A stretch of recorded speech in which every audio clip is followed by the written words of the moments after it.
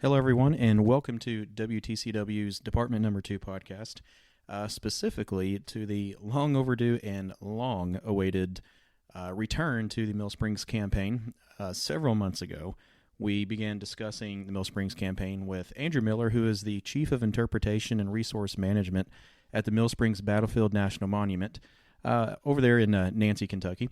And last time we discussed really the run up to the Battle of Mill Springs and what was happening before that. Lots of things going on in eastern Tennessee and eastern Kentucky that led up to this moment. And so I highly encourage you to go back and listen to that before you continue here with part two. There's a lot of information to digest, and I hope that this is something that enlightens you on Mill Springs and really a part of the war that I imagine most people don't really get around a lot to studying. So join us, part two, coming up right now.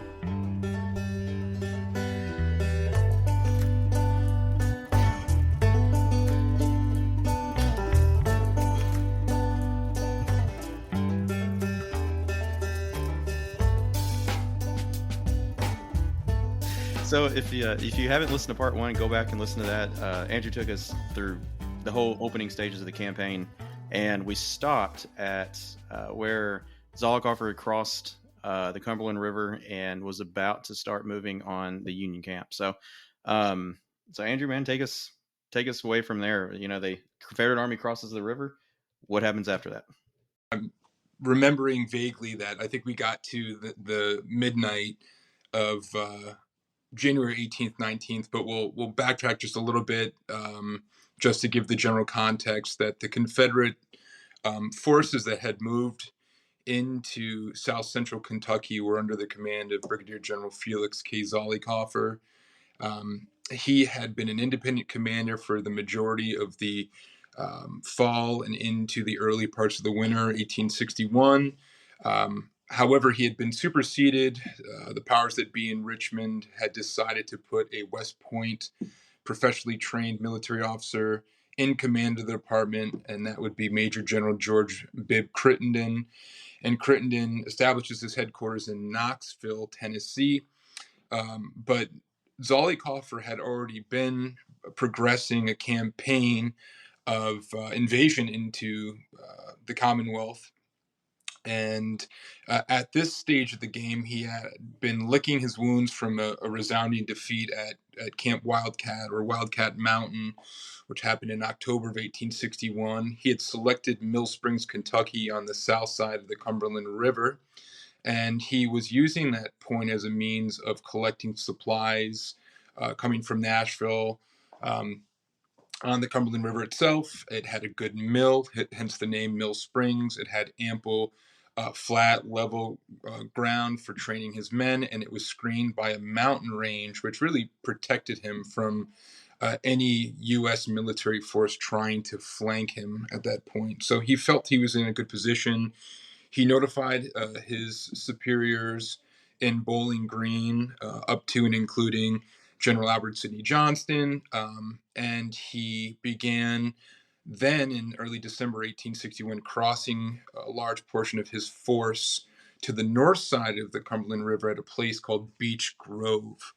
And from the beginning of December through early January 1862, he is establishing winter quarters. His men are under the impression that other than a few probes on the different road systems on the north side of the river, that they are going into winter quarters and that they will be spending the winter of 1861 into 1862 training and doing what an army does, which is just kind of hunkering in. So what does that mean? Well, it means that the men really aren't doing much other than subsisting, cooking. The soldiers which are fairly undisciplined at this point, are being increased by other new levies, new regiments that are being organized in Tennessee and arriving to bolster Zollicoffer's force. They're poorly armed, poorly equipped, poorly trained. And this would have been the ideal opportunity for Zollicoffer and some of his officers to to utilize this idle time to really focus on company and battalion drill, and then ultimately brigade drill. But they don't do any of that. The men are just constantly they spending their time either digging the fortification line north of the Cumberland River for defense, or they're knocking trees down to build winter huts for their winter encampment. And so for 2 months, this is what the Army's doing. Um, there are several officers, much to their chagrin, who do believe they should be preparing themselves for the spring thaw and the campaigning that they assume is going to be happening. But the soldiers are spending their time idly whittling away. Um, in the first 2 weeks of January, Zollikofer sends out a supply train on a reconnaissance to go out and start collecting supplies. They arrive and bring word that there are large federal forces apparently starting to organize in South Central Kentucky, which piques the interest of Zollikofer and his commanding officer, George Crittenden, who has arrived January 3rd, 1862. Uh, Crittenden had ordered Zollikofer to recross his force to the south side of the Cumberland River. He was incredibly nervous that the force would be divided.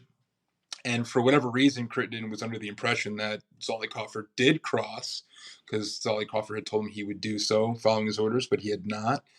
And so Crittenden's pretty surprised when he shows up in Mill Springs to find that Zollikofer actually had not um, moved his force back across the river. And ultimately, at this point, the winter rains that had inundated the area and continue to inundate that area with a significant amount of groundwater swelled the Cumberland River. So now it was an incredibly dangerous, raging um, body of water, and it would be precarious even in a good time of the year to cross a force across a river the scale of the Cumberland, and now it's a serious threat. Um, so the Confederates are at this point divided. They are in a fortified camp. Most of them are north of the Cumberland River. They're running out of supplies, and they're poorly armed, poorly equipped, poorly trained. So talk about a recipe for disaster. I mean, it really is. And yet, if you read the letters of the soldiers, I mean, there's a soldier, a Mississippian, who writes a letter a couple of days before the Battle of Mill Springs, and is still talking about the early war bombastic opinion that for every one Confederate soldiers they can lick six Yankees. It's amazing. They're still, after all the battles that have been fought, you can just tell that Zollikofer's forces have not been in a major battle yet, and they still hold on to this early war perception that it's going to be a quick war, and they're going to handle the Yankees, and conversely, the same opinion on the Union side as well. But leading up to this point, I mean, the Confederates just are not prepared for a battle realistically. So when we left at part one, and now we're here at part two, this is the state of the Confederate forces that are going to be fighting in the battle. So just back up just a little bit, you were talking about how Crittenden thought that Zollikofer was going to recross the river, but it swelled. I mean, what did they, even if they wanted to, what did they have in the way of getting across the river? Was it just the one steamboat, or did they have something else that they had been working on to try to help along with that? Right. Yeah, it's a great question. So to cross the river originally, Zollikofer had a variety of small craft boats, nothing in the sense that could actually cross his forces. And so his men spend the early part of December building flatboats, and very primitive base, but something that can cross first cavalry. That's the first thing that crosses the river, and then large bodies of infantry, followed by artillery, wagons, mules. Everything an army needs to subsist is going to cross the river. So yeah, they are through necessity have to create all of these simplistic and primitive crafts to get their men across. Um, within the first 2 weeks of January, is when that steamboat, the Noble Ellis, will come from Nashville. Will go through, um, termed the blockade. There, the Federal soldiers that had been watching the Cumberland River for any Confederate um, vessels coming down, and the Noble Ellis does make its way to Mill Springs. It is loaded with a variety of different commissary supplies and equipment and things that Zollicoffer's army desperately needs coming from Nashville. But of course, that would be the lone trip of the Noble Ellis. It will remain at Mill Springs. It is trapped there, Hmm. um, which again, in hindsight, is a good thing for the Confederates when we talk about the end of the battle. But um, I think that Crittenden was just surprised, as any commander would be, that one, his orders weren't followed. And this is a testament again to Zollicoffer being an independent commander, and he was really used to doing his own thing. He had some success very early on, and I think that he believed that um, he would ultimately be successful in the next campaign that they assumed would be coming up in the spring. And Zollicoffer may not have been a professionally trained military officer. He certainly was not, but he was aggressive, and Hmm. and because he was aggressive, his men believed in him because of that, and so you know that's gonna play very well for them early on in the battle. But I think that ultimately Crittenden, seeing the the military situation, and of course those axioms of Hmm. you don't put your army on the back of a river, he's incredibly concerned. Now, at the end of December 1861 is when the U.S. authorities decide to actually act against Zollicoffer and ultimately Crittenden, and that's when the First Division of the Army of the Ohio under George Henry Thomas will begin its movement from Lebanon Junction down to Columbia. And they'll make their way on January 1, and they'll march from January 1st to January 17th, first going to Columbia, and then marching from Columbia east, heading towards Somerset, and ultimately arriving 3/4 of a mile to the west of present day Nancy, Kentucky. At the time period, it was just kind of locally known as Logan's Crossroads or Logan's Fields. It was a stopping point on the Columbia Somerset Road, um, and that's because Somerset was still about 12 miles to the east of here. So it was still a good day's ride for anybody making their way on that east-west axis. Hmm. Anybody coming and going on this road would have stopped in this area. So for the Union Army, they spend 17 grueling days in the snow, in the sleet, in the rain, dragging. I think each regiment was assigned 13 wagons. You have a variety of other vehicles on the road providing medical supplies, ammunition, all of the mules, horses, the beeves of cattle, um, artillery. I mean, you name it. The whole force is making their way um, in this direction, and the roads are just quagmires. I Yeah. mean, they are just bad as it gets. In fact, the veterans writing years after the war will say that these were, if not the worst roads they ever traversed during the entire war, some of the worst roads. Um, it wasn't just the condition, it was the fact that it was so rural in this area and there was nothing to be found to subsist on. They really talk about the populace in the area being ignorant, and we often think ignorant Hmm. is this negative connotation, and certainly for any Midwestern Yankees, they probably meant it. But the reality is the ignorance of the war, the ignorance of life, the ignorance of anything outside of their subsistence farming, and Yeah. really they were unionist people that didn't really know what was going on. They were just incredibly isolated around here. Yeah. And if for me, it's very hard to, and I think for a lot of people, it's really hard to believe you're only 12 miles from Somerset, which is a fairly large area. with doctors and newspapers and Mm-hmm. telegraph and all that stuff. And Columbia again is really not that far away either. And yet between those 2 points is just people just living in their own world.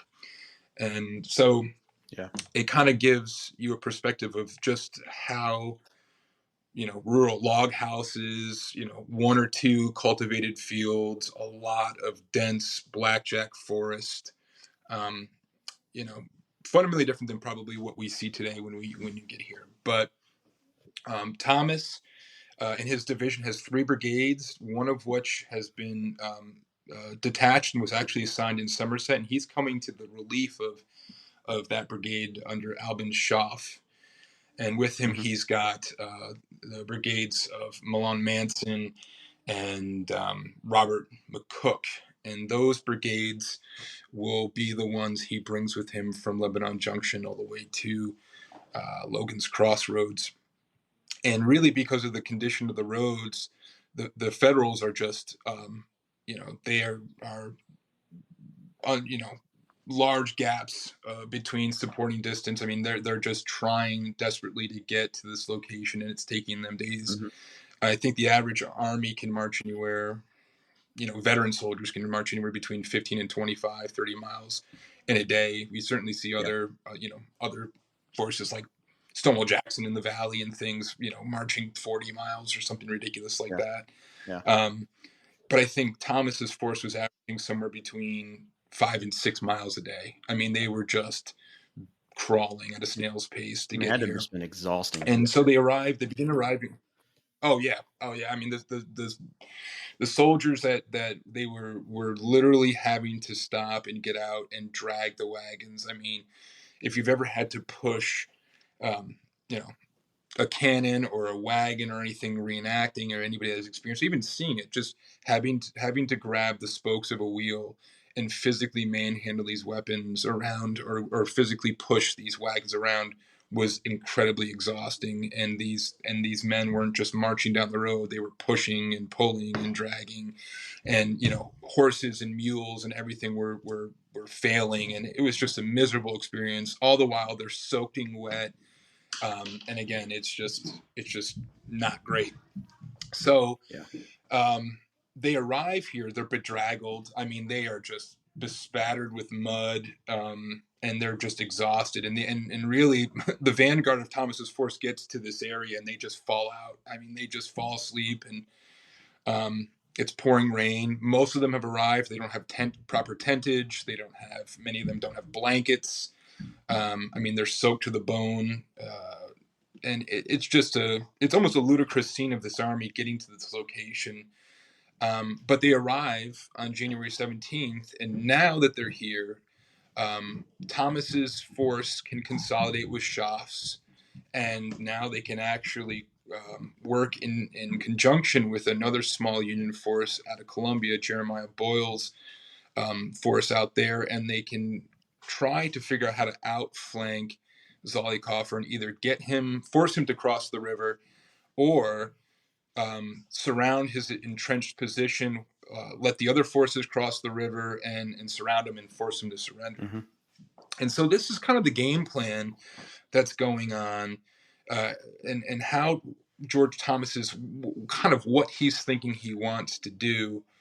Um, but the Confederates have a different plan, and ultimately Crittenden, who's now in command and has arrived and understands that the Federal forces are starting to arrive in the Logan's Crossroads area, knows that they have to do something. They're not going to they are going to get surrounded, or his fear is they are going to get surrounded. They are going to surrender, so they have to do something. So on January 18th, the officers, the colonels of the regiments on the north side of the river, um, in their winter encampment, are called to a council of war. Uh, there to meet them is Brigadier General Felix Zollicoffer and the other brigade commander, William H. Carroll. They will discuss the military situation as they see it, and pretty much unanimously decide that it's time to steal a march and surprise what they think are only a couple U.S. regiments at Logan's Crossroads, destroy them before they can consolidate with Schaff's brigade in Somerset. They have received, depending on the story, they've received intelligence from somebody. Mm-hmm. And I'm trying to think of it's like Hog Johnson or something, some ludicrous, local name, Hogmouth Johnson or something like that. And then of course there's two old spinster widows on Fishing Creek that are sympathetic to the Confederates. There's female spies in Somerset. All that to say that they get the intelligence that the Union Army is strung out along the Columbia Somerset Road, and that only a regiment or two are at Logan's Crossroads, and this would be the opportunity for them to surprise them, attack them, and defeat them, and kind of thwart the plan of consolidation. Everybody agrees, and the long roll is beat, and wouldn't you know it, all the soldiers that had not been training, had not been prepared, are called out of their winter quarters at about 11 o'clock at night. They're ordered to grab their muskets and their accoutrements, and they get assembled into column on the road. They will be led on the vanguard by a couple cavalry companies, and they will proceed to make their way up the Mill Springs Road on a 10-mile journey from their winter encampment to where they have been told that the Union Army is assembled around Logan's property. It's a sort of an ill omen. And Brigadier General William Carroll will talk about his after action report that when they start to get the two brigades into column on the road, it immediately starts to rain on them. Mm-hmm. And these guys who had not been prepared are exuberant because they know what they're about to do. They're finally going into battle, most of them. But they also know that the weather it's going to be a pretty grueling march. They got 10 miles and the road's already muddy from previous day's rain, and it's starting to rain on them again. And it's also very cold. So the soldiers, the cavalry, they start their march at about midnight. And as you can imagine, it's pretty slow going. Again, as an army, a veteran army that would, many of these soldiers will be veterans later on in the war. Their capability of marching, even on bad roads, would have been a lot better. But on average, about 3 miles an hour. They should have been around the Logan Crossroads area somewhere about 3:30, 4 o'clock in the morning. Mm-hmm. I mean, it would have been pitch black. They're the great what if or the great hindsight is, would they have surprised the Union Army at that point? There's no doubt about it. I mean, the Union Army was not prepared. Thomas was not prepared. But the conditions of it's always about the elements, and that's that rain and mud slows them to the same grueling gait that Thomas's forces had the previous mm-hmm. days, just trying to get to the Logan's Crossroads area. Mm-hmm. So it's they're getting their own taste of exactly what the Union Army went through. And it's now January 19th. Midnight has passed. The disposition of the Union Army is also interesting because they're sort of scattered around the area looking for the best camping grounds where the most ample water supply for each regiment would be. So mm-hmm. the closest Union regiment to eventually where the battlefield will be would be the 10th Indiana Infantry. Mm-hmm.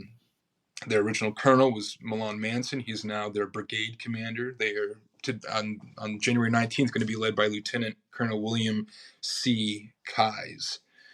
And those officers are all in camp. I'm trying to think of 8 companies are encamped near an apple grove on a little branch of stream bed of White Oak Creek.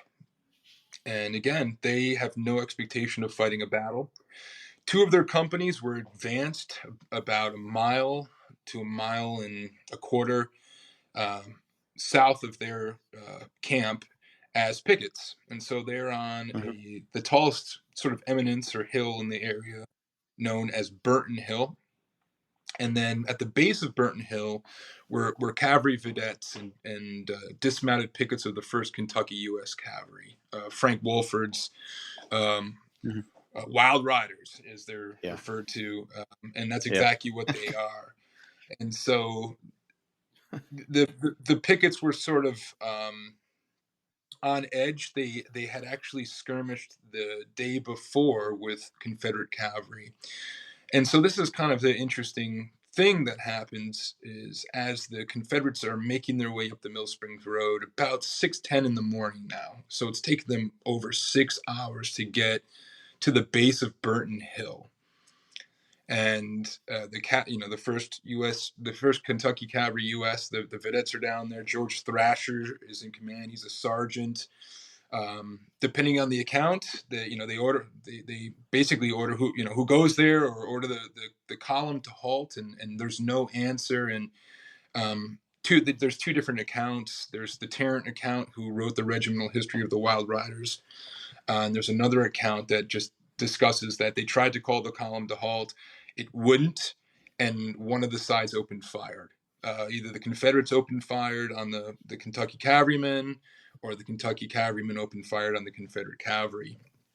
And those would be the first shots exchanged at the base of Burton Hill, south of it near Timmy's Branch.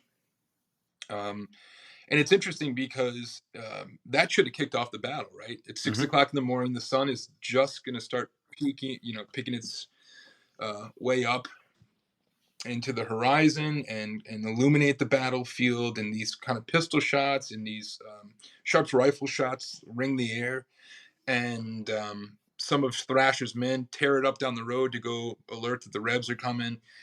And most people didn't hear it. It's one of those things. It's not an acoustic shadow. It's just Kentucky is incredibly rolling, as we were very well aware. But that day, because of the rain and the cold and the general conditions, is that sound would be difficult to hear until the battle erupts. And so these Kentucky cavalrymen are kind of making their way up the ridge. They'll stop, they'll fire, they'll keep going up there. But they have alerted the pickets of the 10th Indiana Infantry.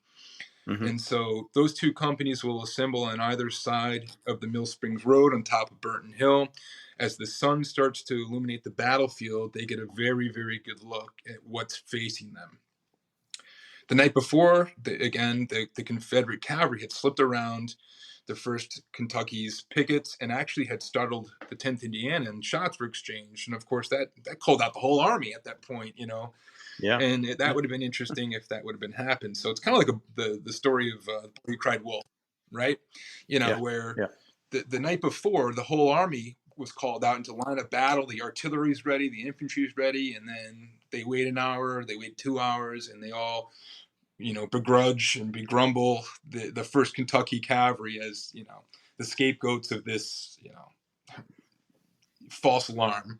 And now you have the 19th, and the shots ring out, and the pickets of the 10th Indiana are there, and the light, hits the battlefield, and they see 2,500 Confederates going into line of battle on either side of the Mill Springs Road, followed by another long column behind them.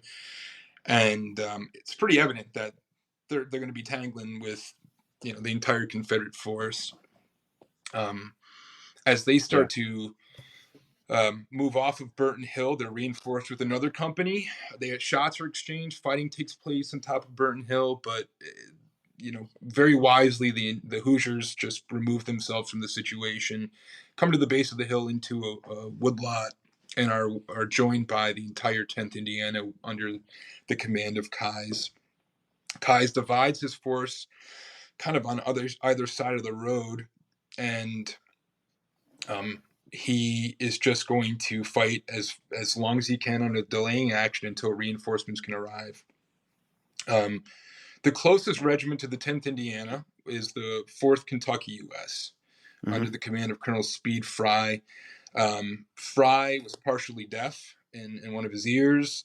Again, there's some shots that are ringing out, and people can start hearing it, but they, again, are under the impression of, one, it's the cavalry again, or two, the pickets that would load their weapons are coming off of picket, and they're actually discharging their weapons to bring an unloaded weapon back to camp. Mm-hmm. The next company would come in and take over the picket duty. So many of them are, again, under this impression that nothing's going to happen when the battles, the fighting really starts to take off.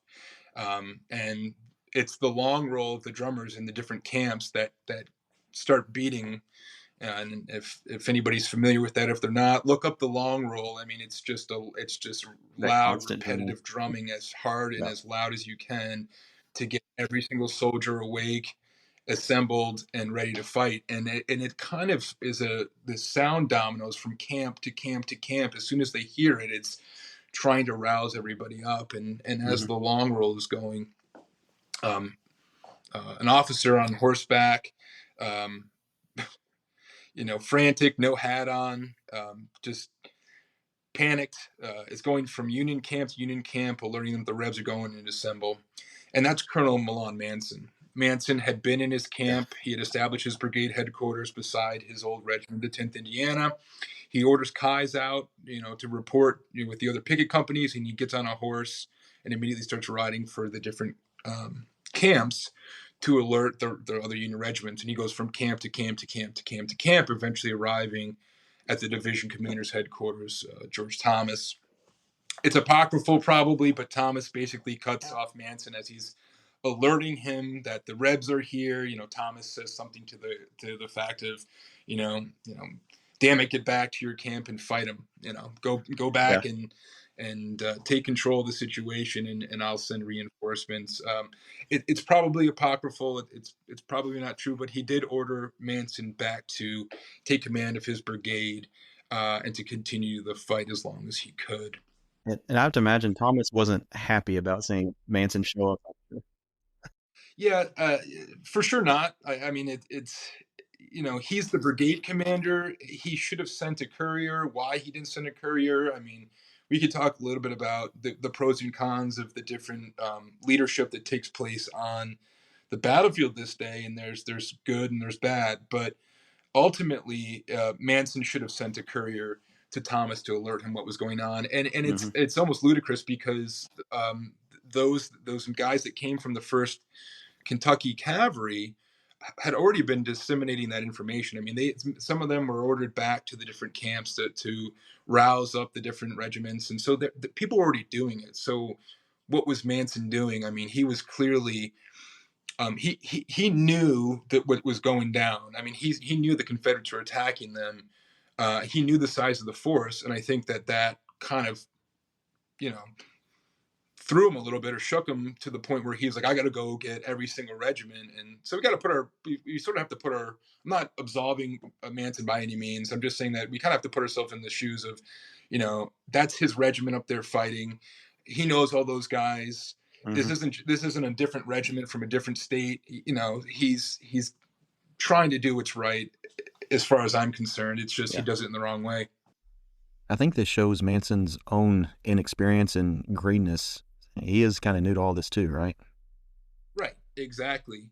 But when Manson leaves the 4th Kentucky camp, and this is according to Speed Fry in his official report, he says that Manson ordered him to support the 10th Indiana and pointed him in the direction and told him to go. And so Colonel Fry, is in a little bit of a situation. One, he hears the fighting starting to take place, but he has no idea where it really is happening.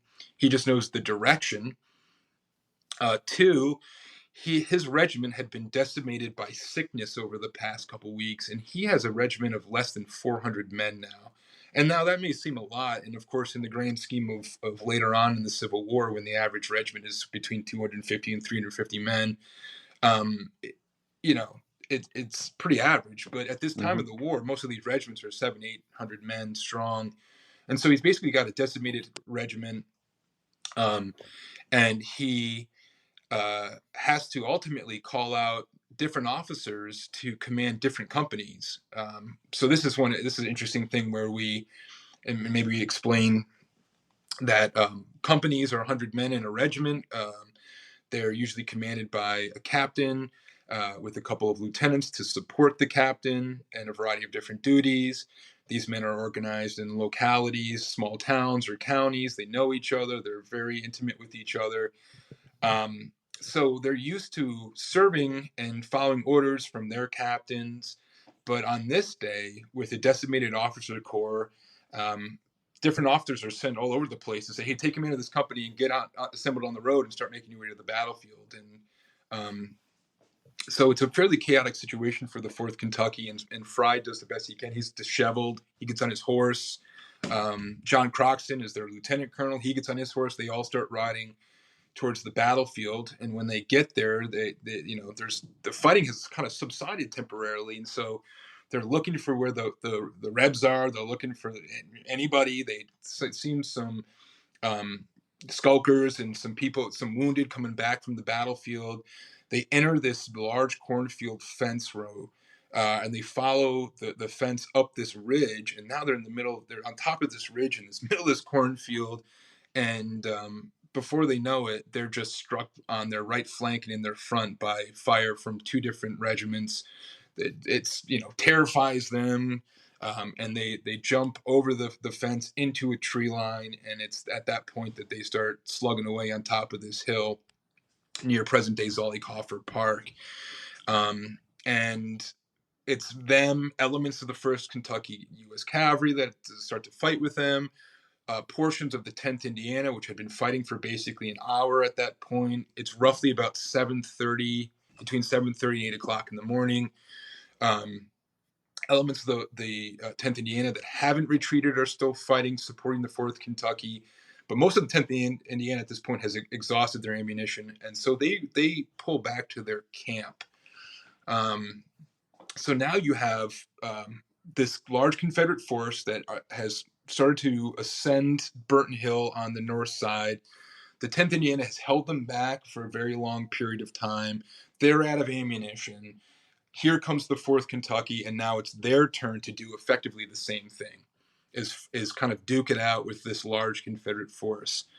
And the question would, be asked: how does 2,500 Confederates get stopped roughly by 400 Kentuckians or 500 Hoosiers? And the answer to that is kind of threefold. It's the elements, the rain, and the atmosphere that is enabling all the black powder smoke from all the weapons that had been fired to hang very low on the battlefield. So visibility is a nightmare. It's impossible to see. Two, the Confederate soldiers especially had no idea what the terrain looked like, and so one side of the road is heavily timbered, or heavily forested, I should say, not timbered, heavily forested with a large, thick undergrowth. That's on the west side of the battlefield. On the east side of the battlefield are several large cultivated fields. So a tale of two sides. And Zollicoffer, who's leading his men up and over Burton Hill, is recognizing that both of the sides of the road are kind of staggering on top of one another. And his concern is that he's really trying to keep his force together to keep the momentum going and to keep pushing the Federals to the brink of destruction. And so he's trying to coordinate with that. He's got 4 regiments that have barely seen any combat at all, some none at all. They've just been present at battles, and their colonels are inexperienced, their men are experienced, they're apprehensive. Every movement disrupts their formation. They stop, they halt, they reform, they hit a fence, they cross over, they reform. I mean, it's taking forever. Yeah. And this is all a product of the fact that they're just green and novice soldiers. They have not fought in the battles that will come. And again, the regiments that fight in the Battle of Mill Springs on the Confederate side will be some of the most famous Confederate regiments in the Western theater later on. The 19th and 20th Tennessees are iconic regiments. The 15th Mississippi, the 25th, 28th, 29th Tennessees, the 16th Alabama are all veteran regiments that will find themselves at the Battle of Murfreesboro, Tullahoma, Chickamauga, Chattanooga, Missionary Ridge, Atlanta, so on and so forth. But here, they have barely seen any combat. And so these units are very slowly and methodically making their way on either side of the road. And that enables the small Union forces that come to bear against them to hold them off and to delay them for very long periods of time. Now, long periods of time being, 20 minutes, 30 minutes, 40 minutes. Yeah. That's long enough for them to stall and to kind of reform and figure out what their next plan of action is. So, 4th Kentucky is duking it out with the 15th Mississippi. 15th Mississippi were deployed as skirmishers to lead Zollicoffer's force up and over Burton Hill. When they ascend the hill and start to go down it, they reform. They're the only Confederate regiment on the field at this point that have percussion weapons. The Tennesseans are all armed with antiquated flintlocks, which are a nightmare in the rain. They're misfiring. They can barely get any coordination of fire going. It's just a nightmare for them. But the 15th Mississippi has made their way down Burton Hill, and they start to go into the cornfield and down into the ravine. And it's really the 15th Mississippi duking it out with the 4th Kentucky now. And it's just a bloodbath at this point. It's about 9 o'clock in the morning, and the Confederates have pulled down into the ravine to reform, refit. They can't see anything again. It's just a nightmare. And this very strange, eerie lull happens. Zollicoffer had been on the west side of the Mill Springs Road. He'd been trying to coordinate the two regiments, the 19th Tennessee and the 25th Tennessee, to keep progressing through the trees and push and really drive in any federal force on the Union right flank. But the colonels and the men, and even Zollicoffer himself, believed that they actually were shooting into the backs of the 15th Mississippi and the men on the east side of the road. And so Zollicoffer orders his left flank to halt, and he's going to reconnoiter and try to make contact with his right flank, try to find the 15th Mississippi and the 20th Tennessee, and then push the attack again when he knows that they're not shooting at each other. Mm-hmm. Well, he rides out into the Mill Springs Road on a personal reconnaissance. His staff has stayed in the tree line. He goes, it's still raining. He's got a drab overcoat on. He rides beyond the Union right flank of the 4th Kentucky. He gets down the road and recognizes that there's no Confederate force in front of him. It's only Union soldiers. He rides back, and he makes contact with an officer on horseback, and they have this very brief interaction. They're so close that they touch each other's knees as they're on each other's horse. They're on their horses. So these guys are really close having this conversation because they had to be. They couldn't see each other. Neither one recognizing that they're foes. And so Zollicoffer's now talking to Colonel Speed Fry of the 4th Kentucky. Zollicoffer, pleads with him, we must not shoot our own men, and he's referring to the men to his left-hand side, those that were in the on the west side of the Mill Springs Road, the Tennesseans. And Fry is under, would never be in my intention to shoot at our own men. And they have this brief interview, and Fry goes back to the right flank of the 4th Kentucky along the fence. Again, they're not firing; they're just idle because of this lull that happened. And it's at that point that Henry Fogg, which was Zollicoffer's one of his aides, rides out, and he's like, General, it's the enemy, and he takes a pistol shot at Fry. It hits Fry's horse. The horse goes down. Fry draws his pistol.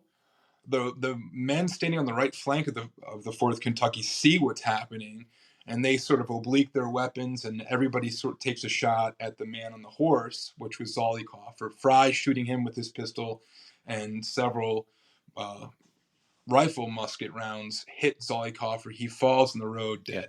I mean, you could read all the newspapers and all the stuff saying, oh, he said this, my brave boys, keep fighting, all that fun stuff that every general seemed to say as he's dying.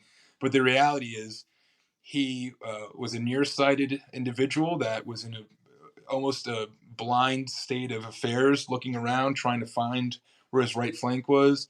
and he literally gets himself Yeah. killed. Um, Zollicoffer was the aggressive general. He was the one that was put. He was the had tactical command on the battlefield. And when he's killed, the Confederates on the west side of the road do nothing. They've received no orders. They are just down in this low sag. They're protected from the battle. Um, Realistically, there's not much going on there. Um, the fighting that's taking place in the ravine and on top of the hill on the west side of the ravine where the Fourth Kentucky is, again, has kind of subsided. And now Zollicoffer's dead. Uh, General Crittenden was on the field of battle. He's on Burton Hill. He's kind of observing what's going on. Um, Here's the difference between Crittenden and Zollicoffer. Zollicoffer is leading from the front, in fact, too close Mm-hmm. to, ultimately meet his end. Crittenden is in the back delivering orders, but he doesn't really know what's going on.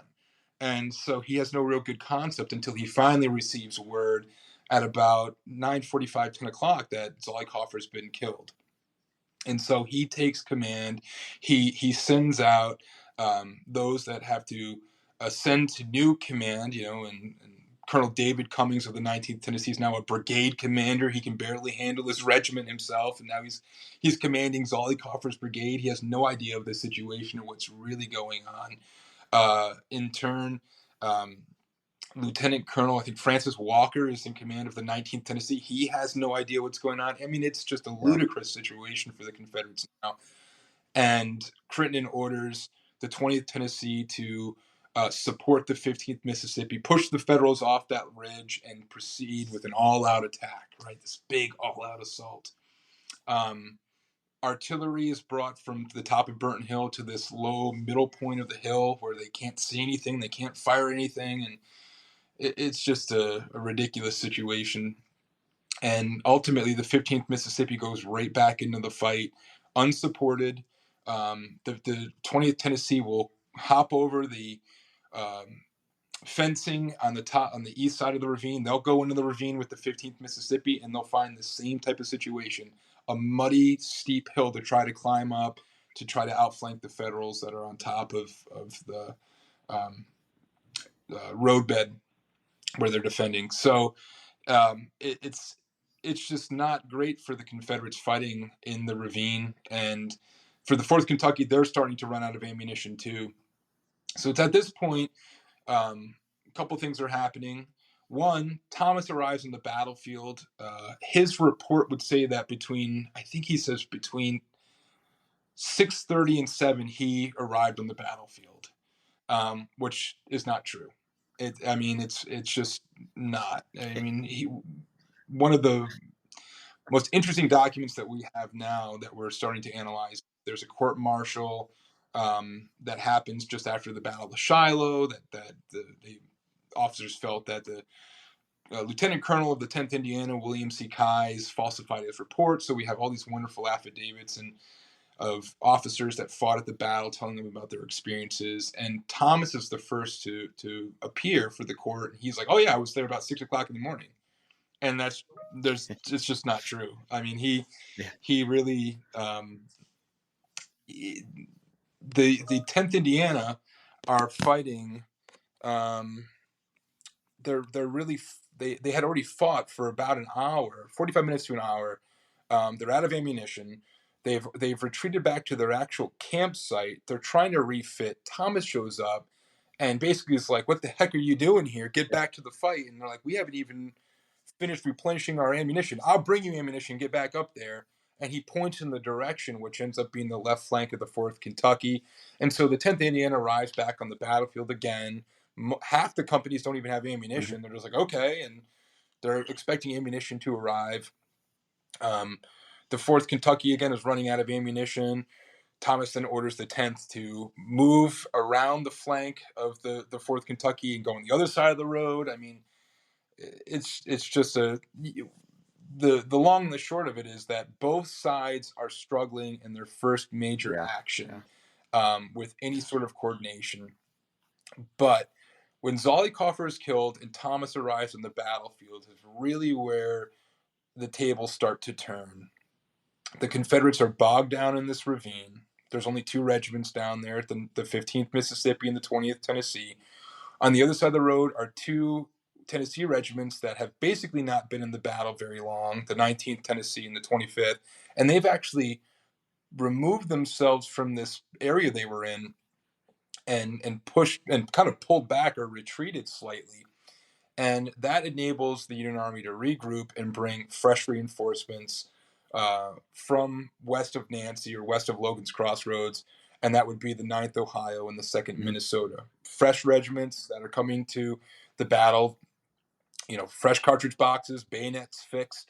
And it's at the time that the 4th Kentucky is starting to pull back from this fence. And as the 15th Mississippi is finally reaching the fence, finally getting to this objective, and some of them saying actually that many of these Mississippians were trying to scale the fence, that the 4th Kentucky pulls back, and who arrives at the perfect time? The 2nd Mm-hmm. Minnesota. And they're commanded by Horatio P. Van Cleve. Van Cleve, believe it or not, is a West Point graduate. He was a class of 1831. So that gives you an idea of how old Yeah. this guy is. I think I remember looking at the Cullum's Register for who graduated in the class of 1831, right? Like, there's got to be a Civil War general that's as old as Van Cleve fighting during the war. And of course, Lee was class of 29. And so think about this. Horatio Van Cleve as a plebe was in West Point with Robert E. Lee and Joseph Johnston, and wild. Um, and those guys had illustrious military careers prior to the war. And Van Cleve graduates in 31. He's a farmer in Michigan, near Ann Arbor. Um, he eventually goes as a surveyor to Minnesota, and that's kind of where he finds himself. He's farming in Minnesota. He's given, because he's a West Pointer, he's given the colonelcy of the 2nd Minnesota. And his men initially think he's kind of an old Yeah. fogey. They're not impressed with him. Who's this old guy? Yeah, of course, he went to West Point. Big what? All these young men that are in their 20s are like, look at this old timer. Until all the training that he put his regiment through in preparation, and all that old military acumen and his education turned them into a really, really solid regiment, and they're able to actually march by the flank and march around the refugees of the 10th Indiana and the 4th Kentucky that are pulling off the battlefield again. He sort of opens up his files, allows these guys to march through. He marches by the flank and reaches this fence at the right time as these Mississippians are finally getting to it. And this nasty hand-to-hand fight takes place. Really, really nasty. He, the right flank hits the fence. The left flank is in this wood line. They're duking it out. I mean, if you've ever seen one of these old wooden fences, they're sticking their weapons through it. Guys are grabbing the Mississippians' rifles and so they can't shoot. There's men being shot point blank. The bayonet is used, which is fairly uncommon during the war. I mean, it is a ghastly fight for the 2nd Minnesota. And they will fight for the top of the hill for about 45 minutes and really hold their own and bolster Thomas's really worn out force at this time period, and give that 45 minutes of fighting does two things. One, it gives the opportunity for the 9th Ohio on the west side of the road to find where the Confederates are located, and basically with elements of the 10th Indiana fix bayonets and start pushing through the woods, and ultimately forcing the Confederates on the west side of the road to give large portions of ground. They'll make stands behind fence lines, but the 9th Ohio and the 10th Indiana will not Mm-hmm. stop. And the Confederates, who had marched from midnight into the early dawn, deployed on both sides of the road and were expected to pretty easily remove the Federals from Logan's Crossroads, are now in fact being pushed off the battlefield themselves. Also, there had been, Thomas had been methodically thinking when the battle erupted, what do I need to do first? and he protects his two flanks. He sends an entire brigade under Samuel Carter with two East Tennessee regiments and a Kentucky regiment to defend a road, which he had no idea it didn't go anywhere other than it went to Somerset. And the only people in Somerset are federal soldiers. So this brigade sits out there defending that road until about the end of the battle, when he recognizes that nobody's coming in that direction, and he orders Carter's brigade to remove themselves and flank the Confederates in this ravine. So as the Confederates are trying to make their final attempts to take the position of the 2nd Minnesota, many of them look to their right and they recognize that there's two fresh Union regiments with bayonets fixed coming through this large open field. Looking to their left, conversely, they look on top of Burton Hill and they see the 9th Ohio and 10th Indiana with bayonets fixed, pushing the Confederates up and over the hill on that side. So you got to imagine, as you're a Confederate soldier and you've been fighting all day, I think they've taken 40% casualties. I mean, it's nuts. It's a bloodbath. And they recognize that now they're in a very precarious situation. They got federal soldiers closing in on them from basically all sides. And, James Binford of the 15th Mississippi was the adjutant. I think he's standing in the bottom of the ravine. They're still duking it out with the 2nd Minnesota. And their colonel, Edward Walthall, he was a lieutenant colonel at the time, but walks up to him and he says, look there. No, he says, let them go. And Binford's like, what do you mean? He's like, are you just say that Mississippians are defeated or something, ridiculous like that? And he goes, look there. And as they look to their left flank, they see the federal soldiers sweeping the battlefield on the west side of the road. And I think Binford says, I saw the largest and bluest uniforms of the largest men I'd ever seen, pushing the Confederates on the west side of the road. And Walthall basically says, get out of Dodge, get them out of here.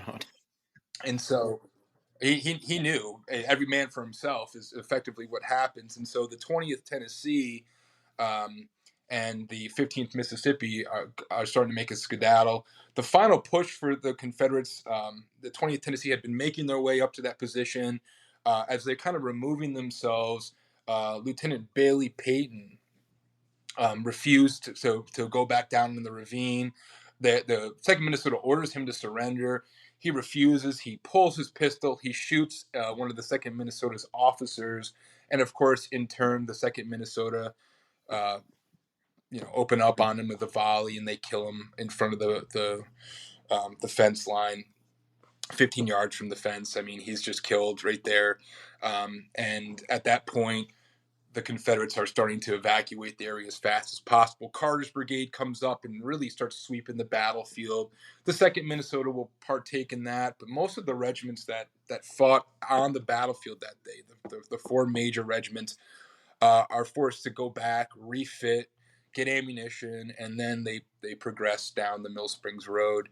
At the same time period, other units that had been west of Logan's Crossroads, predominantly the 14th Ohio and the 10th Kentucky, which had been sent on a reconnaissance the day before, arrived late for the battle, and they pursue the Confederates. And I mean, it's an all-out rout. It's a bull run. It's everything you'd imagine. It's the Federal Army on the first day of Stones River. It's these guys are running, and these Confederates are stripping their gear and throwing their weapons away.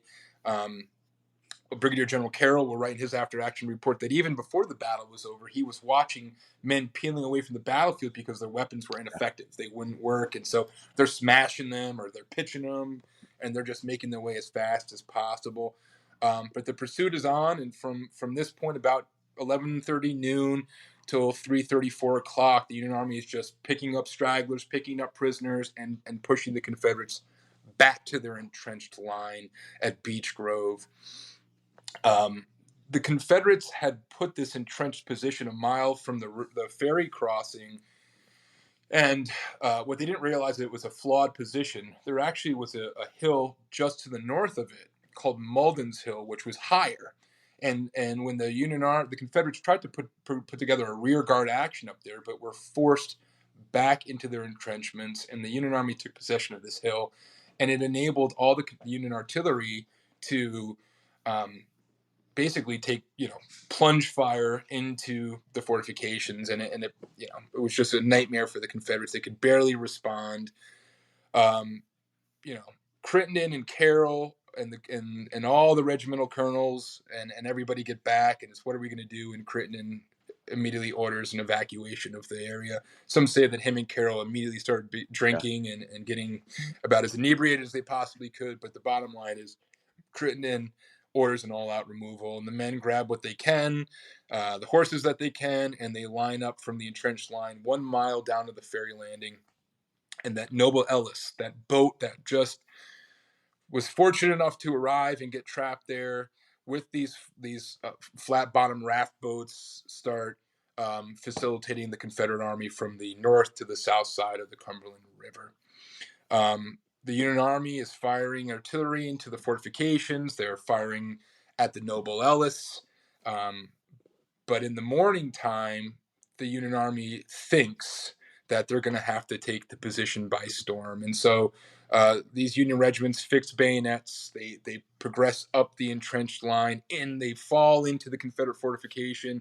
And everybody's waiting, very nervously for these men to be shot and killed. And they just walk right into the Confederate position. And the only people that are left are the wounded, the dead, horses, mules, and just about anything that the Confederates had, they abandoned there. 14 pieces of artillery, hundreds of mules and horses. But the most degrading thing for the Confederates is they left all of their personal possessions, the images of their families, their diaries, their letters, their steamer trunks, any piece of, memento from home that they brought. Remember, it's early Yeah. war. They really didn't think that they were going to fight a battle, and now they're forced to abandon everything.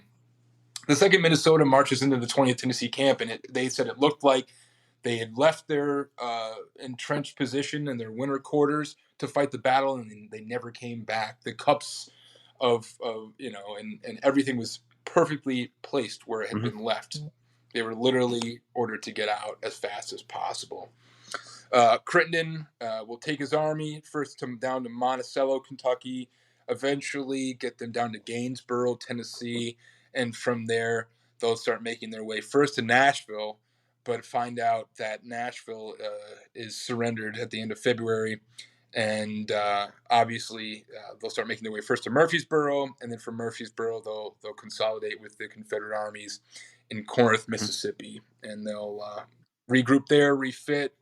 Many of them will get new arms and uniforms, and they'll end up right back in battle at the Battle of Shiloh in early April. So these guys don't get a big Yeah. respite. They slowly progress and make their way out of Kentucky into Tennessee, and eventually they'll fight one of the bloodiest battles up to that point at the Battle of Shiloh. But it's a as far as the battle is concerned, it's a big deal for the U.S. government, who had been seeing defeat after defeat, and there had been some small victories here and there, but the large scale battles they had really lost, and it was incredibly demoralizing going into the early winter '61 into '62. And Lincoln is desperate for a victory. He gets a new Secretary of War, and they start to try to figure out what their game plan is when this decisive victory happens in South Central Kentucky at the Battle of Mill Springs. And Lincoln will tell Stanton, his new Secretary of War, to send a message saying it was a brilliant victory, and this will have an immense impact on the morale of the people of the North, who really, we're starting to consider, is this war worth it? As that tends to happen. It won't be the first time. Won't be the last time, I should say, during the war where the people of the North and the people of the South question, what the war is about and is it worth it? But for Northern morale, it's a huge boost. And then, of course, conversely for the South, it's a terrible disaster. And within a couple of weeks, the surrenders of Fort Henry and Donelson on the Tennessee and Cumberland rivers, and that left flank caving in, the right flank caving in, the Confederates evacuating the Commonwealth, evacuating Tennessee, everything starts to go very well in the Western theater for the U.S. Mhm. government, and conversely for the soldiers and the people of the North that are following them in the newspapers. So um, it's not all in vain. All the deaths up to this point, all the loss up to this point has been worth it for this type of victory. Um, but I think a question is often asked by a lot of people, and how come I've never heard of this battle, or how come I've never heard of how important it was, and I think it's just a matter of a couple of things. And first and foremost is you have U.S. Grant winning his victories on the rivers, which ultimately have a much larger impact. And the Battle of Mill Springs is sort of lost in the headlines for these greater victories and the surrender of 16,000 Yeah. Confederates, or however many Confederates were surrendered at Fort Donelson. And I think that you know that the soldiers of the Army of the Ohio that fought in the First Division, they get to the Battlefield of Shiloh, and many of them missed it, and they're like, "Hey, Mhm. we just won this decisive battle, up in Kentucky, and now we're arriving on the battlefield of Shiloh where they'd almost lost, and we came and we helped." Many of them considered, in their opinion, that they were sort of the saviors of Grant and the saviors of Shiloh, etc. Um, Mhm. but I think ultimately it comes down to, um, you know, how much can we really remember about the Civil War that we have to digest? And most people are like Gettysburg, maybe Bull Run, Fort Sumter, Appomattox. Yeah. The Yeah. causation of the Civil War is about all we get to learn about in school at this point. And you're an educator, so please correct me if I'm wrong. But I just, there's only so much that you really can teach about the Civil War, Yeah. to get people enough to just understand its importance. You know, You're limited every on time. every you can't go through every battle and be like, right, time is of the essence, and Yeah. um, but And what your we would average, tell people now is 13, we are 14. Sorry.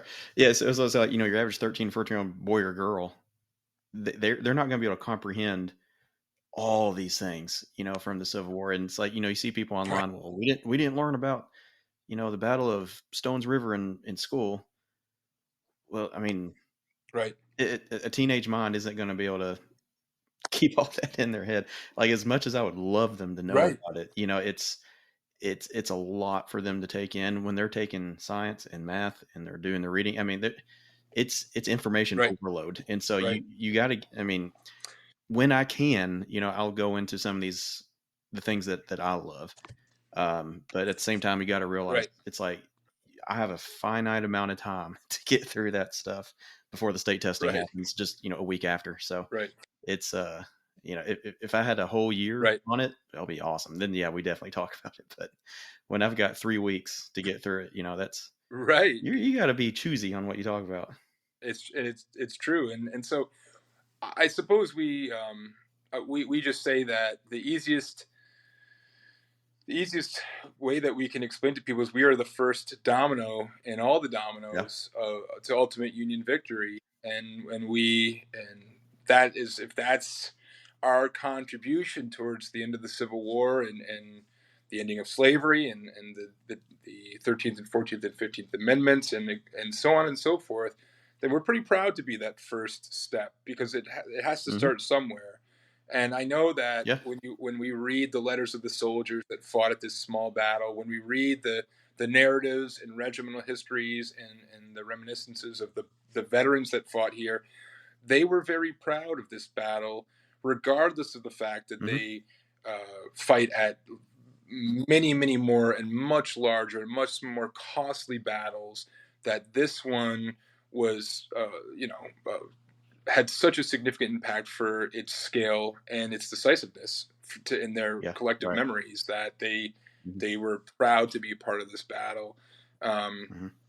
so much so that they wanted, um, you know, many of them wanted to see it preserved. Now, it wasn't preserved up until really the early 1990s, when they started that movement. But for the veterans themselves, I mean, a Union veteran will give the 1 acre to create Zollikofer Park so they can put some sort of commemoration here, etc. So, um, Hmm. yeah, I think that um, each one of these battles has an immense impact on the veterans as they go through the war and then their life, and as they try to make sense of what it was all about. And I think that we have some really good examples of the experience that these guys went through for the first time. And I think that that is why it had such an impact on them, that they saw their friends killed for the first time and their family members killed for the first time, and they had to bury them on the battlefield, and they had to leave them in Kentucky when they weren't from Kentucky, many of them. That goes for the Confederates too, where they abandoned the battlefield. All their dead are still buried on the battlefield to this day. And many of them lost family members, and they would never see them again. And I think it had a very large impact on them, and unfortunately, as the word goes on, they'll be a little bit more numb to it. But ultimately, it's a resounding, decisive victory for the U.S. Army in the Western Theater, and it is a demoralizing, catastrophic moment for the Confederacy in the Western Theater. Their right flank is completely crushed. The opening into eastern Tennessee is available for any major military incursion, and of course the Lincoln administration, they have their eyes set on a large-scale invasion and occupation of East Tennessee to relieve the beleaguered Union citizens of that area. And so this will hopefully give the government the opportunity to do that. And unfortunately, that won't happen until 1863. So we're talking well over a year and a half until any major military movement of any large scale for the U.S. government and U.S. Army to go into East Tennessee to relieve those beleaguered citizens from Confederate martial law. But this opportunity presents itself, and the hope is that those East Tennesseans will be able to go home and live their lives as free citizens of U.S. government. So, So you mentioned that one of their goals was to eventually get down to East Tennessee. And now that the Confederates that had been blocking them are gone, why don't they make a push, and why don't they make it there till 1863?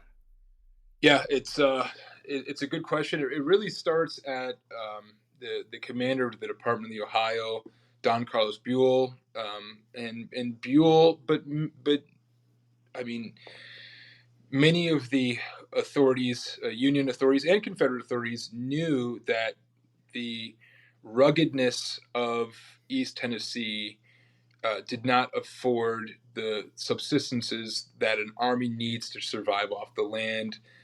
And it also doesn't afford the logistical needs of good macadamized roads or multiple rail lines that can enable a large-scale disposition of a forward operating base. So they understand there's nowhere to stockpile supplies. There's nowhere to consolidate any of that stuff. There's no subsistence for the soldiers to live off of. It's almost impossible for that to happen.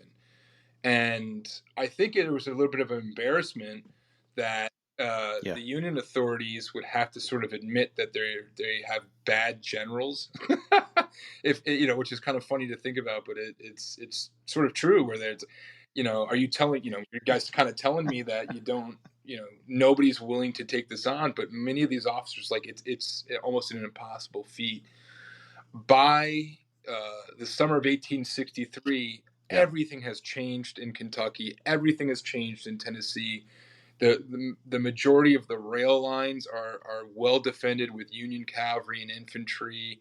The war is no longer about Middle Tennessee or Northern Tennessee or even Southern Kentucky. The war is about Southern Tennessee, Northern Alabama, Northern Mississippi, Central Mississippi, Northern Georgia. I mean, the war has moved into a completely different area of the United States, and it enables a large-scale movement into eastern Tennessee with forces moving on different road systems, utilizing rail lines to get to Knoxville, to get north of Chattanooga, occupy Chattanooga, and turn that into their forward supply base.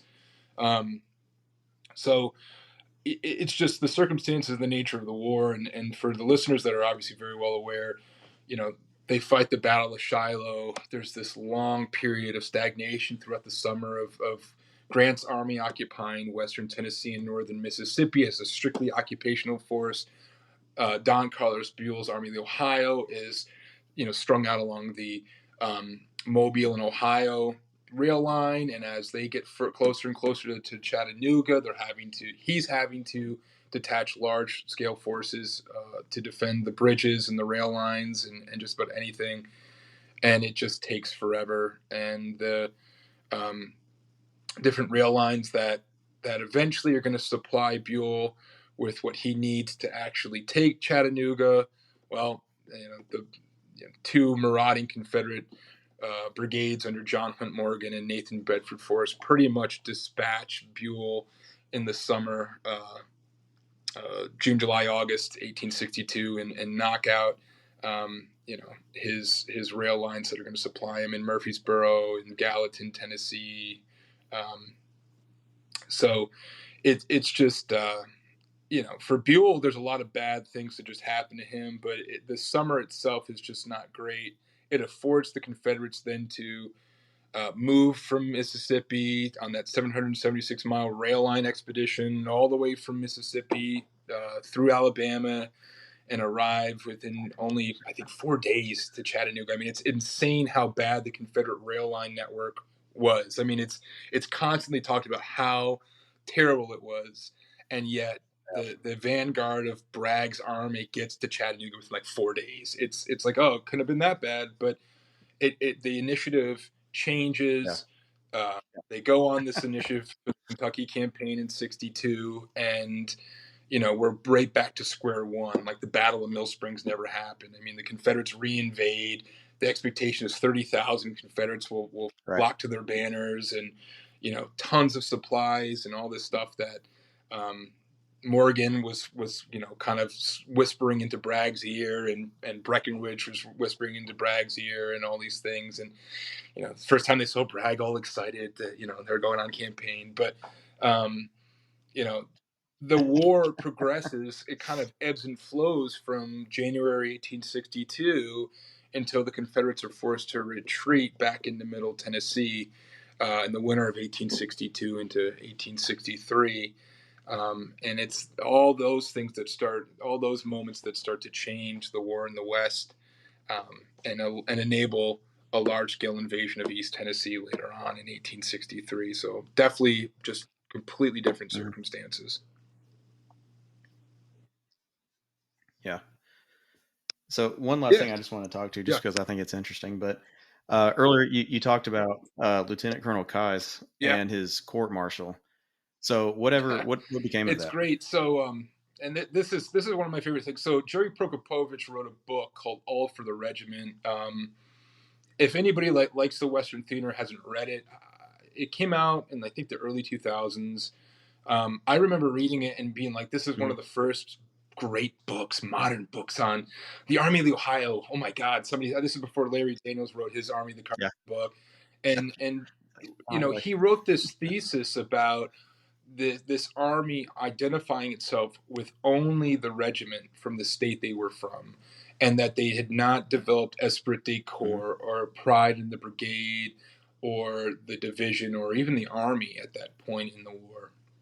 And so, you read about it, and he covers the Battle of Mill Springs, and he does an admirable job at it. And then you get this court martial, and basically what happens is that the major of the 2nd Minnesota, Alexander Wilkin, got pretty upset when they saw published the official report of the 10th Indiana, written by Lieutenant Colonel William C. Keyes, was in a newspaper, and they read it. And it basically sounds like Keyes like, hey, we fought the whole battle and nobody really helped us. The 9th Ohio showed up and they did the bayonet charge, but we fought all day.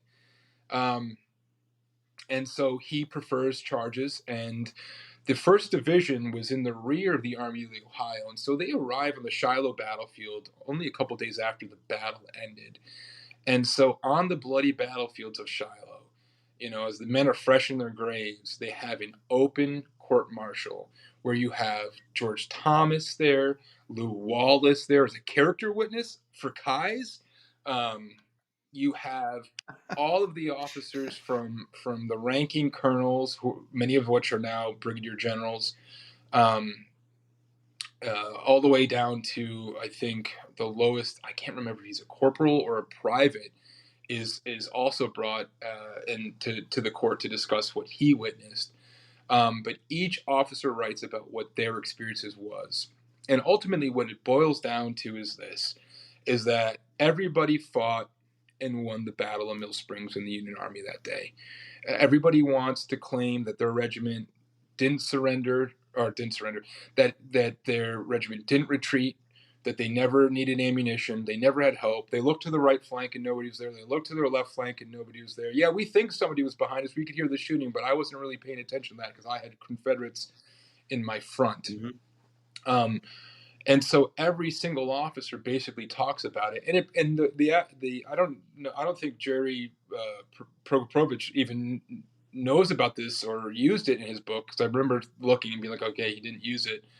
I mean, it confirms his thesis that he wrote in that book, which was that these guys were so focused on just their regiment and to ensure that their regiment received the plaudits of the victory of Mill Springs, and it confirms how important of a battle this was to the public, to their families, to the people of the North, to the U.S. government. And each one of them thought that their participation in it turned the tide.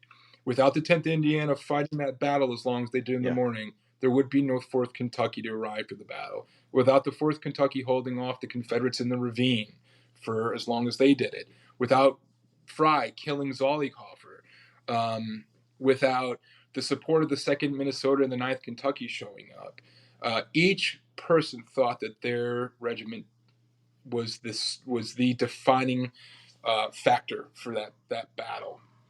And the testimony is fascinating to just read through, because what we really find out is there was so much smoke on this battlefield, and it really just enshrouded it. The rain, people couldn't see anything. They could barely see who they were shooting at. They were shooting at muzzle flashes, and they literally couldn't see their left flank. They literally, I mean, down the regiment. They're talking about their own regiment's left flank, let alone the regiment to their left or the regiment to their right. They had no idea what was going on. Incredibly chaotic battle for the Union Army. Yeah. And the only thing that they had that was better than the Confederates was they had a little bit more competent leadership, and they had better firearms. But ultimately, they could not see. It's a miracle that anybody was even hit, to be honest. And yet there were significant. There's 240 Confederates killed and 100 some odd Union killed. I mean, it's a fairly bloody battle for as small scale as it is. But I'll send you the court martial and let you read it, and you can tell me what you think. It's ultimately incredibly fascinating. And it also gives you insight into leadership. And we talk, one of your original questions, I'm not going to, we're well beyond our time, I know, but one of the questions you have is leadership. No, you're and good. Thomas talks about, there's the famous thing, he couldn't fit into his uniform, etc. No, I think what Thomas was concerned about and is that this is his first large battle. And we know that he is going to go on to much greater things, but he is slow. He is methodical. He is considering all of his options. He's a Virginian. That's right. He needs to make sure that he's covering all these bases, because that's what a professional soldier does. He considers his options. What are my options? What am I going to do? What's my action plan? And he goes about it to the point where, again, when the fighting starts taking place, he's like, okay, I have a company guarding the Jamestown Road to my west. I have this battalion of 3 Michigan engineer companies from the 1st Michigan Engineers Mechanics. I'm going to put the lieutenant colonel in charge of the camp and the camp guard here as a rear guard act, and then I'm going to send Carter's brigade out to the east to guard the road out there. Okay, what's my force now? The 10th is engaged. I've been told the 4th Kentucky is, and they're making their way to the battlefield. I have these two regiments right here, and I'm going to get them assembled and onto the battlefield. And that's what he does, and that's why we know that he arrives on the battlefield sometime between 8 and 9 o'clock. But in his court martial testimony, man, does he double down on that 6 o'clock? I woke up and I Yeah. got on my horse and I'm on the battlefield shouting out commands and placing artillery and you name it. I mean, it's hilarious. And the soldiers that fought the battle, like, yeah, there's no way that he was there. And it's almost a shame because I wish all these biographers that wrote about Thomas, and there's so much little that you can write because he burned his personal papers, um, which is such a travesty. But he had some. He clearly had hindsight or wisdom or something to be like, just I wrote some pretty bad stuff in there. Don't let people see this stuff, you know. But uh, I wish they would reanalyze what they wrote on the Battle of Mill Springs using some of the stuff that we've discovered over the past year or so to basically say, we're not disparaging Thomas. He is one of the greats of all of the Union Army of the Civil War. There's no doubt about it. But it's his first battle, and he's going to trip up a little bit. He's going to make some mistakes too. But guess what? He figures it out, and he is on the battlefield, leading from the front, and he wins it. And and it's him. He does it. Yeah. So but it Yeah. is a testament to the obstinacy of the regiment at this time period of the war and what they're willing to do for each other, up to and including getting completely annihilated. And you could also say that's the same exact thing on the other side of the battle. The 15th Mississippi are taking 40% casualties, and they're doing it for themselves because at that point, it's just them, and they're going to try to win the battle themselves. And the Tennesseans are going to try to do the exact same thing. We're here to charge. We're here to win this battle, even if we have to do it single-handedly. And they couldn't see anything just like the Federals couldn't. So it's a fascinating battle. The one thing I could say is I implore people that have never read about the battle, first come to the battlefield, come see it. Fascinating little battlefield. I say little, and it's over 900 acres, so it's not a small battlefield by any imagination. Yeah. But Not at all. you can really get into the intimacy of the soldiers themselves because it's much smaller than some of the larger scale battlefields that you can go to and transfer around. And we'll when Daryl comes back, we'll try to make sure we create more Old man Daryl. more trails for him so that he can come to the battlefield and exercise and appreciate it. We'll work on that stuff. My old man thing is Daryl's Van Cleve. He's the old man, and he's full of wisdom, and everybody loves him. They just didn't know it yet, right? There's my That's the right. thing that he was waiting for.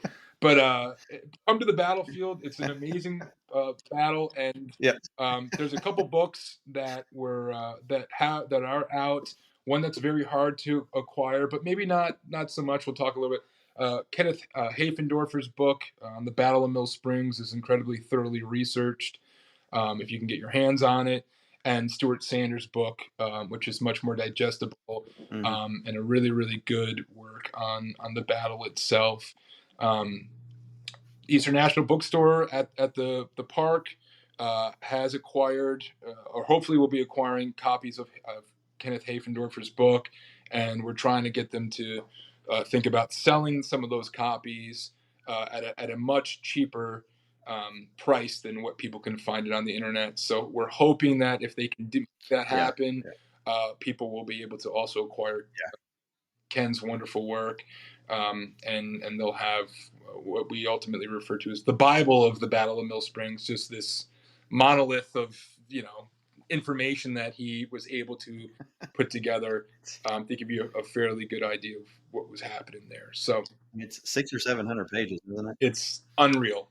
I mean, you may be better off just defending yourself from an attacker with it by swinging it. It's so heavy, but it's worth worth if you can get your hands on it. And for those that have it, if they haven't read it in a while, there's just some really, really good information that he was able to write it. And remember, he wrote it in 2000, so he was able to acquire all this stuff really pre-internet. So we're expanding on his work, and we're finding out new stuff that Even he didn't have the capability of finding, and so we got some really great stuff. So yeah, come out to the battlefield. It's a really great place.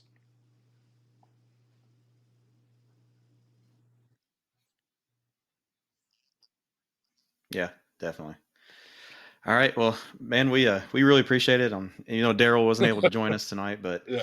um, we're so glad you're able to be here with us, and we'll definitely have to talk more about Mill Springs in the future, especially about the park and whatever the park goes through here in the future with some possible changes and some exciting stuff. Seems like it's coming that way. So we really appreciate you being here with us. My pleasure. Thanks. And that concludes our discussion on Mill Springs and the entire campaign.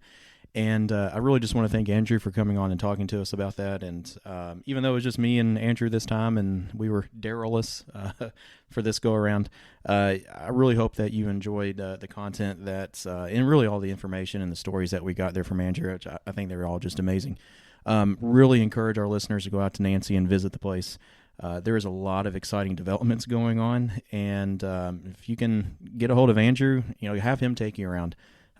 Last November, actually, just a few weeks ago, I had the opportunity to visit, and Andrew gave me what I would consider just the VIP tour there. We got to visit some of the sites there, and as we were standing there on the ground, he's filling me in on the stories and what actually happened there at that spot. And man, that was just a really cool experience, even though the weather was pretty awful that day. But when you love the history and you love being on the ground, that really doesn't matter. So definitely go out there and check out Mill Springs. It's a special battlefield. Really, if you think about it, you're not too far away from a lot of other awesome sites. You've got Richmond, Perryville, Camp Nelson, Wildcat Mountain. There's a lot of Civil War history there in a small radius that really I encourage you to go visit all of those places. They could all use the visitors, and that's how we keep those places going. Is we go visit, and we use our money there.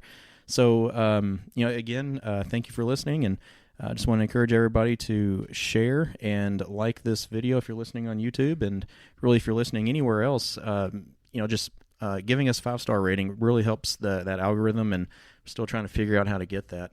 If you can share it, that helps us out so much. It gets the word out there to other people who might not otherwise ever know that we even exist on here and are talking about some things that they might be interested in. So with that, I do want to also acknowledge that it has been sparse on the episodes lately, and we acknowledge that, and there are some good reasons for that. But we do have some great things in the works. We've got getting ahead of myself there, or really behind myself there, I guess I should say. But we've got some Camp Nelson stuff coming along your way, and possibly some Vicksburg, and Daryl's got some local Ohio Civil War history lined up for us to talk about. So thanks again. We really appreciate the listeners.